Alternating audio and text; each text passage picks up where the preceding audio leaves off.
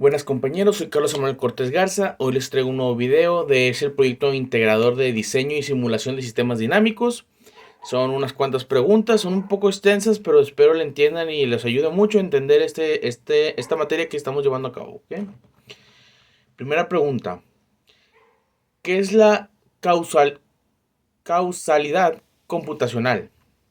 La causalidad computacional es un concepto que se refiere a la relación entre variables en un sistema complejo, especialmente en el contexto de la inteligencia artificial y el aprendizaje automático, en lugar de centrarse en la relación causa-efecto tradicional, donde una variable causa directamente un cambio en otra variable. La causalidad computacional se refiere a cómo las variables se relacionan entre sí, dentro de un modelo computacional o algoritmo para predecir, explicar ciertos fenómenos. Siguiente pregunta. Explica cuáles son las variables en conocidas y no conocidas. Variables conocidas son aquellas variables cuyos valores son observables y se pueden medir directamente. Estas variables suelen ser las que se consideran como entradas o características en un modelo de análisis de datos.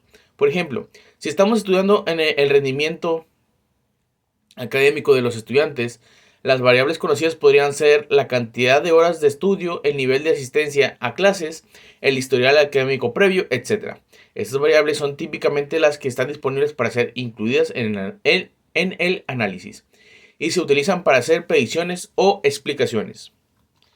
Variables no conocidas, también conocidas como variables latentes o variables ocultas. Son aquellas que no se observan directamente, pero que tienen un efecto indirecto sobre las variables conocidas. Estas variables pueden influir en el resultado del análisis o modelo, pero su presencia no siempre es evidente. En muchos casos, las variables no conocidas son inferidas a partir de los datos observados, mediante técnicas estadísticas o de aprendizaje automático. Por ejemplo, en el mismo estudio sobre el rendimiento académico, factores como la motivación intrínseca, el estrés o las habilidades de estudio pueden ser variables no conocidas que influyen en el rendimiento, pero que no se miden directamente. Siguiente pregunta. ¿Qué es una matriz triangular inferior por bloques BLT block lower triangular? Una matriz triangular inferior por bloques BLT es una matriz que tiene bloques de ceros por encima de la diagonal principal y bloques de elementos no nulos debajo de la diagonal principal. Esto significa que los elementos en la parte superior derecha de la matriz son todos ceros, mientras que los elementos debajo de la diagonal principal pueden tener valores diferentes de cero, donde A, B, C, D, E y F son bloques de elementos. En esta representación, los bloques A, C y F pueden ser matrices cuadradas o rectangulares, mientras que los bloques B, D y E suelen ser matrices rectangulares. Las matrices triangulares inferiores por bloques se utilizan en diversas áreas de las matemáticas y en la ciencia computacional, especialmente en las optimizaciones numéricas, la factorización de matrices y la solución de sistemas de ecuaciones lineales.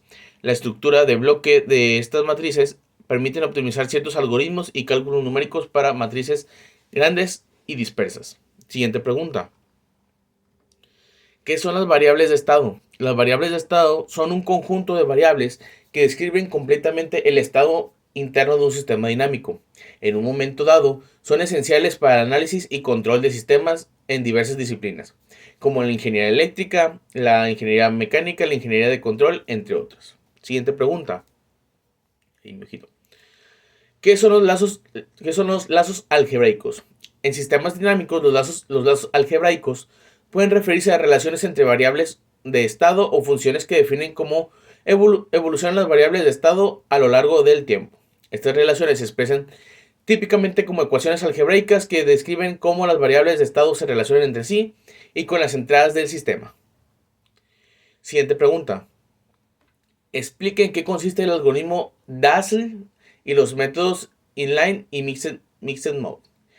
El algoritmo DAS, Differential Algebraic System Solver, es un método numérico utilizado para resolver sistemas de ecuaciones diferenciales algebraicas, DAI, que son sistemas en los que algunas de las incógnitas están relacionadas con derivadas. Fue desarrollado por Alan Hindmarsh y Linda Petzold en la década de 1980 y es una herramienta valiosa en la simulación y modelo de sistemas dinámicos.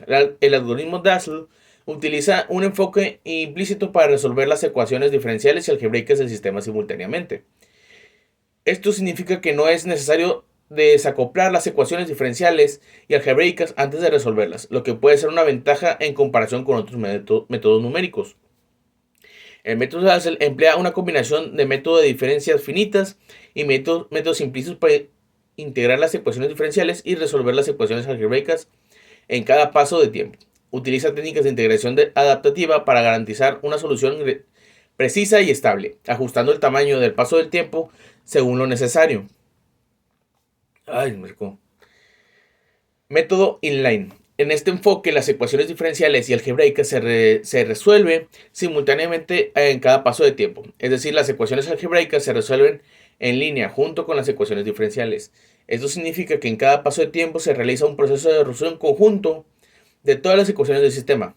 En este enfoque, puede ser más eficiente computacionalmente y puede ser preferido en ciertos casos, especialmente cuando las ecuaciones algebraicas son simples o tienen una estructura específica.